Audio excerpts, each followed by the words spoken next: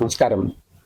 ഇന്ന് ജനഭൂമിയോടൊപ്പം B J പിയുടെ സംസ്ഥാന വക്താവ്, നമ്മുടെ ചാനൽ ചർച്ചകളിലെ മിന്നുന്ന പ്രകടനം കാഴ്ചവെക്കുന്ന അഡ്വക്കേറ്റ് ശ്രീ പത്മനാഭൻ. ചേട്ടാ നമസ്കാരം. നമസ്കാരം. സ്വാഗതം ജനഭൂമിയിലേക്ക്. സന്തോഷം. ഈ തെരഞ്ഞെടുപ്പ് ഒരു വഴിത്തിരിവാണ് എന്ന് രാഷ്ട്രീയ നിരീക്ഷകരും രാഷ്ട്രീയ പാർട്ടി നേതാക്കളും ഒക്കെ കരുതുന്നു. ബി ജെ പിയുടെ സാധ്യതകളെ കുറിച്ച് എന്താണ് അങ്ങേക്ക് പറയാനുള്ളത്? 1987 ശേഷം നടക്കുന്ന ഒരു പ്രത്യേക രീതിയിലുള്ള തെരഞ്ഞെടുപ്പാണ് ഈ തെരഞ്ഞെടുപ്പ്. 1987 ലീഗും കേരള കോൺഗ്രസും ഇല്ലാതെ കേരളത്തിൽ സർക്കാർ ഉണ്ടാക്കുമെന്ന് ഇടതുപക്ഷം പ്രത്യേകിച്ച് EMS നമ്പൂതിരിപ്പാട് പ്രഖ്യാപിച്ചു.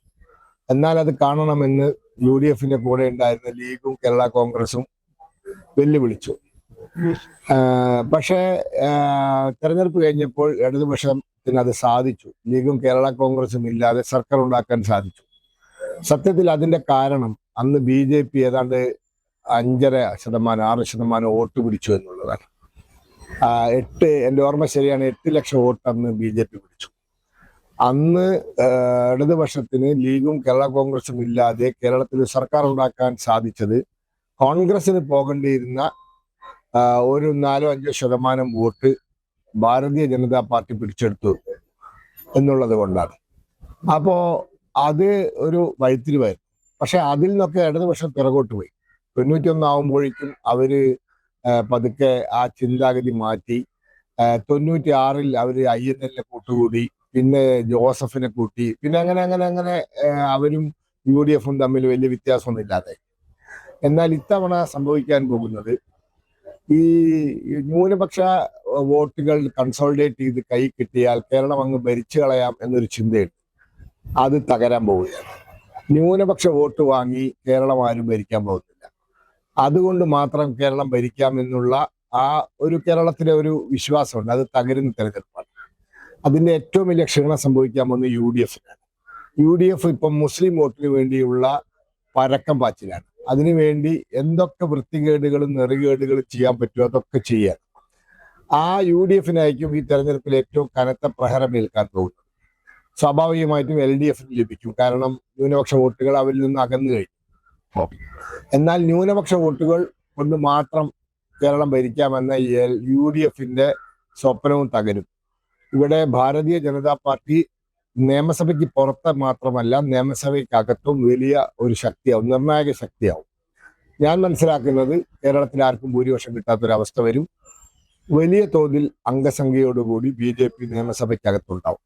ഒരു തൂക്ക് സഭയാണ് പ്രതീക്ഷിക്കുന്നത്. തീർച്ചയായിട്ടും ഇത്തവണ കേരളത്തിൽ 2004 കർണാടകത്തിൽ സംഭവിച്ചത് കേരളത്തിൽ 2026 സംഭവിക്കും. അതായത് BJPയുടെ സഹായം കൂടാതെ ആർക്കും ഭരിക്കാൻ സാധിക്കില്ല എന്നുള്ളതാണോ എന്ന് പറഞ്ഞു വരുന്നത്? അങ്ങനെയല്ല. 2004 കർണാടകത്തിൽ സംഭവിച്ചത് എന്താന്ന് വെച്ചാൽ, കർണാടകയിൽ ആദ്യമായി ഒരു തൂക്ക് സഭ ഉണ്ടായി. ആർക്കും ഭൂരിപക്ഷം ഇല്ലാത്തൊരവസ്ഥ ഉണ്ടായി.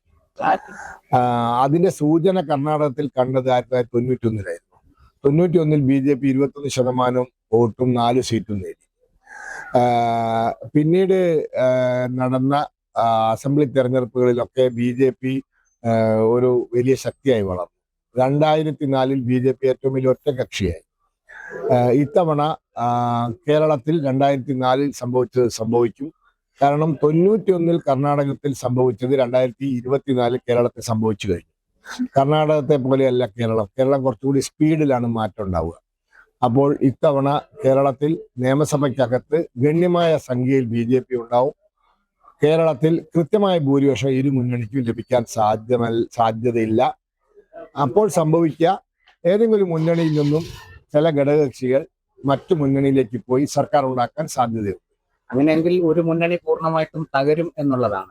ഒരു മുന്നണി, കേരളത്തിൽ ഒരു മുന്നണിയുടെ കാര്യം ഏതാണ്ട് തീരുമാനമാണ്. അത് മിക്കവാറും അത് ഞാൻ മനസ്സിലാക്കുന്ന UDF ആയിരിക്കും. കാരണം ലീഗ് ചാടും. ലീഗുകാർക്ക് അങ്ങനെ വലിയ എന്താ പറയുക തത്വദീക്ഷയൊന്നുമില്ല. അധികാരം വിട്ടിട്ടുള്ള കളിയൊന്നും അവർക്കില്ല. ഇപ്പോൾ തന്നെ 10 കൊല്ലം പുറത്തിരിക്കുകയാണ്. ലീഗ് വല്ലാണ്ട് മെലിഞ്ഞിട്ടുണ്ട്. അപ്പോൾ അതുകൊണ്ടാണ് ഷാജി പറഞ്ഞത്, ഇനിയും മെലിയാൻ വയ്യ. ഇനി അതാണ് ഷാജി പറഞ്ഞത്, അതായത് 10 വർഷം സമുദായത്തിൽ നിന്ന് നഷ്ടപ്പെട്ടതൊക്കെ തിരിച്ചു പിടിക്കണം. സമുദായത്തിനല്ല നഷ്ടപ്പെട്ടത്, ലീഗിനാണ് നഷ്ടപ്പെട്ടത്. അതുകൊണ്ട് ലീഗ് ആർക്ക് ഭൂരിപക്ഷമില്ലാത്ത അവസ്ഥ വന്നാൽ ലീഗ് ഇടതു മുന്നണിയിലേക്ക് രാത്രിക്ക് രാത്രി ചാടും. മറ്റൊരു സാധ്യത കൂടെ ചോദിക്കട്ടെ. ഈ അങ്ങ് പറഞ്ഞ മുന്നണിയിലെ സമവാക്യങ്ങളുടെ ഒരു പൊളിച്ചെഴുത്ത് സംഭവിക്കാതെ ഒരു പക്ഷേ ഈ രണ്ട് മുന്നണിയും കൂടി ചേർന്ന് ഒന്നായാലോ, അങ്ങനെ സംഭവിക്കാനുള്ള ഒരു സാധ്യത നമുക്ക് മുൻകൂട്ടി കാണാൻ കഴിയും. അതും ഒരു സാധ്യതയാണ്, അതിനും തള്ളിക്കളയുന്നില്ല, അങ്ങനെ സംഭവിക്കാം. കാരണം BJP വിരോധവും മതേതര സംരക്ഷണവും ഒക്കെ പറഞ്ഞ് രണ്ട് മുന്നണിയും ചേർന്ന് ഭരിക്കാനും സാധ്യതയുണ്ട്. എന്തായാലും ഏതാണ്ടൊരു 35 മണ്ഡലങ്ങളിലെങ്കിലും ശക്തമായ ത്രികോണ മത്സരം നടക്കുന്നു എന്നാണ് പൊതുവെയുള്ള വിലയിരുത്തൽ.